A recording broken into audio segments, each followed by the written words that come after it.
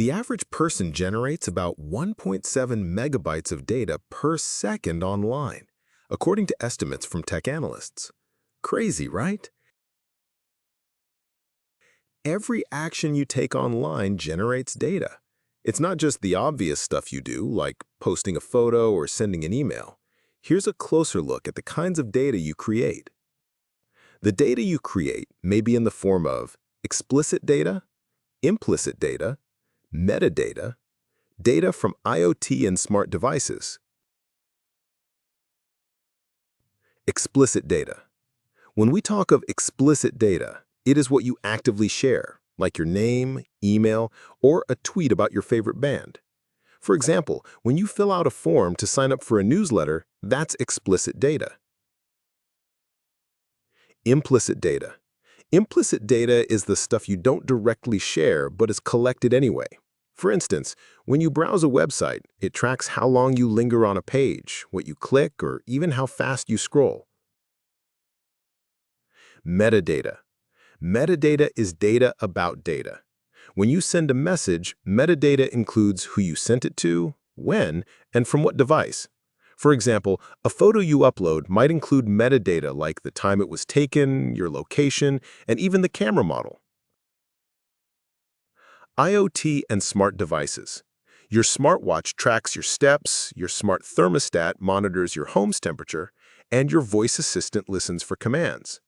All of these devices churn out data about your habits, routines, and preferences. The moment you create data, it's scooped up, often faster than you can blink. Every platform you use, from social media giants to your favorite recipe app, collects data. For example, when you search for vegan recipes on a cooking site, it logs your query, your device type, and even your approximate location via your IP address. Websites use cookies, small files stored on your device, to track your behavior.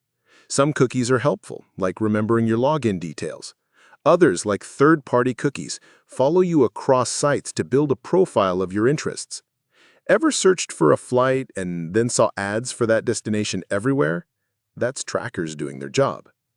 Companies like Google or Meta run massive ad networks that collect data from millions of sites and apps.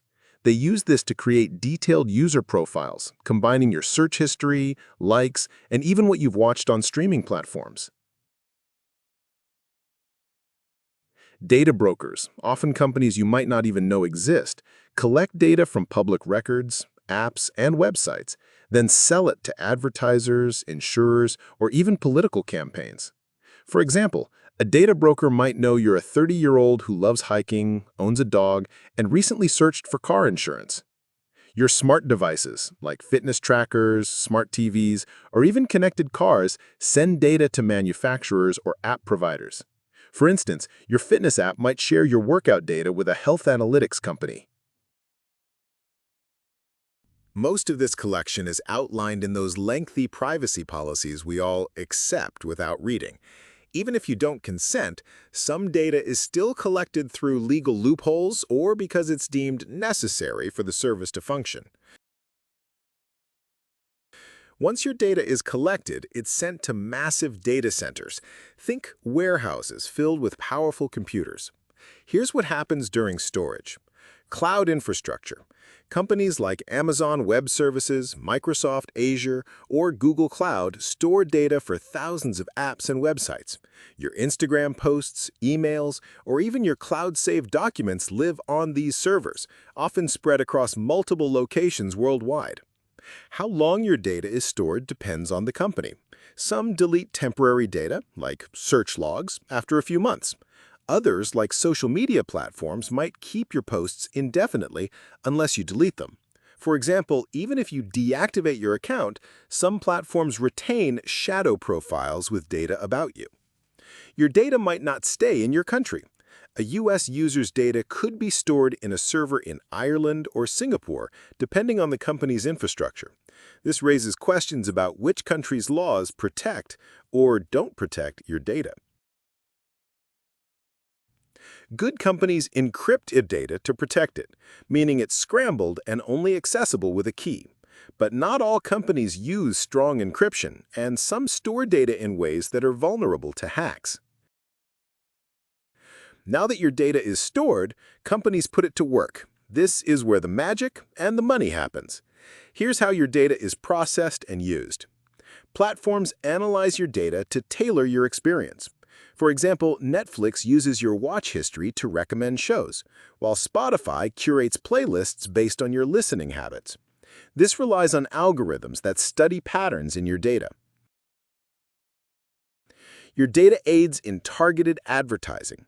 This is the biggest driver of data use. Companies build detailed profiles about you, your age, location, interests, even your political leanings. For instance, if you search for camping gear, an ad network might tag you as an outdoor enthusiast and show you ads for tents or hiking boots across multiple sites. Beyond ads, companies use data to predict your behavior. Retailers might analyze your purchase history to guess what you'll buy next. Banks might use your transaction data to assess your creditworthiness. Your data fuels artificial intelligence.